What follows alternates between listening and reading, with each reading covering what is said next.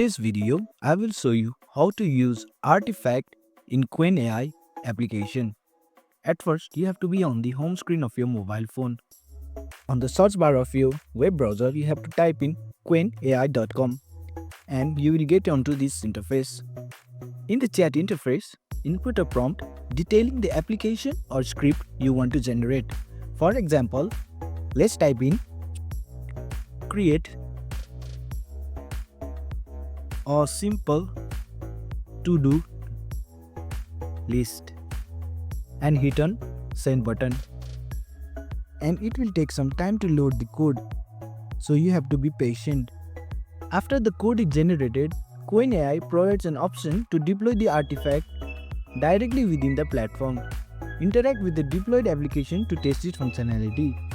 And this is how you use Artifact in Qwen Ai. Thanks for watching. If you found this helpful, give it a thumbs up and consider subscribing for more tutorials. Drop a comment if you have question or suggestion for future videos, and don't forget to check out our playlist. See you in the next one.